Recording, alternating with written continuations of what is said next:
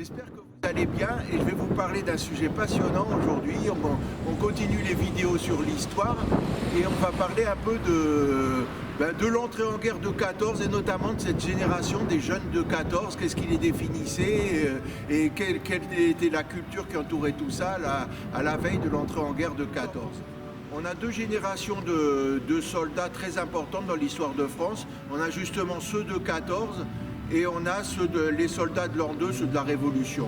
Là, donc, on parle de ceux de 14. Qu'est-ce qui va les caractériser? C'est une génération d'ailleurs qui n'a pas connu la guerre de 1870, la grande guerre juste avant. C'est une génération assez jeune. C'est une génération qui va produire de grands récits sur cette guerre de 14. On en aura beaucoup. Notamment, ça fait l'actualité. Maurice Genevoix, qui a produit des récits très intéressants, magnifiques, de la guerre de 14, vient d'être... il y a un mois ou deux, il a été, au moment où je fais cette vidéo, a été admis au Panthéon. Une jeunesse si importante a été caractérisée par elle a connu l'époque qu'on a appelée, c'est très révélateur, la Belle Époque. La Belle Époque, pourquoi on peut appeler ça la Belle Époque? Déjà parce qu'il y a une certaine prospérité économique et notamment il y a des innovations techniques très importantes et ça va, même culturellement et intellectuellement, ça va beaucoup jouer. Pourquoi? Parce qu'avec ces innovations incroyables, mais des choses qui nous paraissent aujourd'hui banales, mais qui ont été, il y a eu le cinéma, les moyens de transport comme la voiture, l'automobile, le métro, le téléphone, le télégraphe. Vous imaginez pas, avant on n'avait pratiquement rien.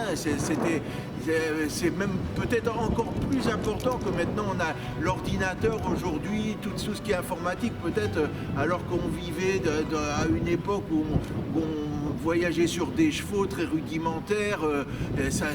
On a une voiture, une automobile, on ne peut pas imaginer comme c'est incroyable, comme on s'écrivait, on s'envoyait des lettres et d'un coup on peut entendre une personne à l'autre bout de la planète ou de la ville avec un téléphone, c'était incroyable. Donc ça a donné culturellement, intellectuellement, dans la réflexion, ça a donné une réflexion terrible et des impressions terribles et très intéressantes. Donc cette période a été également marquée par ces innovations sont tellement extraordinaires que cette période est marquée par la façon de se situer dans l'espace et dans le temps et notamment par le sentiment de vitesse qui a pris les gens. Vitesse parce qu'il y a l'automobile, c'est vraiment... et cette vitesse est liée à la virilité avec le pilote, le conducteur qui se met à conduire la belle voiture et par rapport à la puissance de l'automobile, c'est l'automobile qui est liée à la virilité.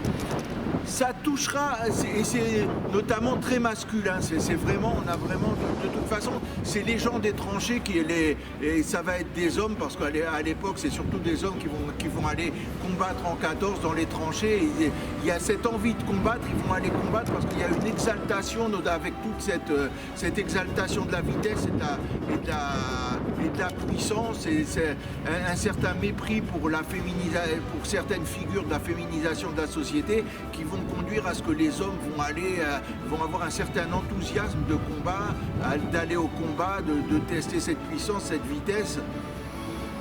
Et ils vont y aller assez fortement, ils vont subir beaucoup de choses dans cette guerre terrible de 14. Mais ces jeunes, ils sont exaltés, ils ont envie d'être des héros, ils se sentent invincibles.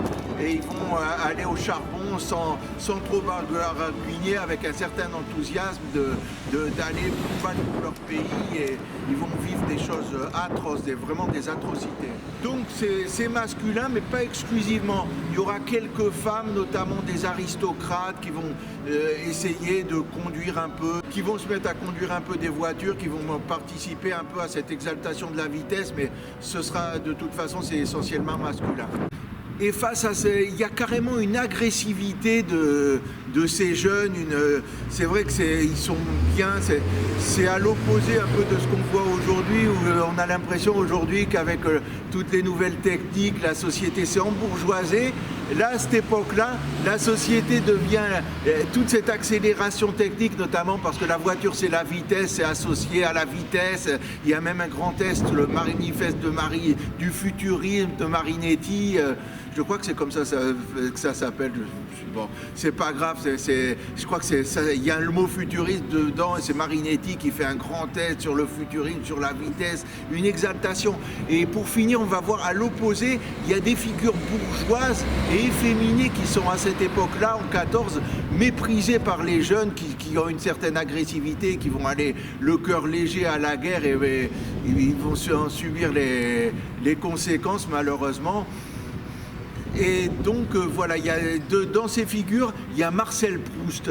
Marcel Proust, et même maintenant, cette impression, elle est revenue, c'est dans les livres qu'il écrit, c'est la bourgeoisie, la vision bourgeoise des choses, où c'est très lent, où on peut voir une mouche voler, la lenteur, là, c'est la Madeleine de Proust qu'on parle, je ne sais pas s'il regarde une Madeleine ou il observe une Madeleine, enfin, vraiment, la lenteur, vraiment, on a l'impression que pendant des pages et des pages, il se passe rien, ils bougent, ils observent tout. Alors c'est méprisé par cette société de la belle époque où tout est viril, tout doit être vitesse, tout doit être...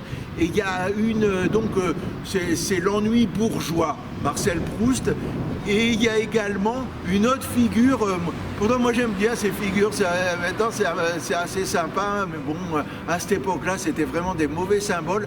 Alors la figure un écrivain que j'aime bien aussi, j'ai bien aimé le portrait de Dorian Gray, j'ai trouvé ça super, mais voilà, comme vous l'avez sans doute vu, c'est Oscar Wilde. Alors lui, c'est moins l'ennui bourgeois, c'est plus la société efféminée, pas très virile justement, c'est l'homme efféminé qui a mal pour un rien, qui est...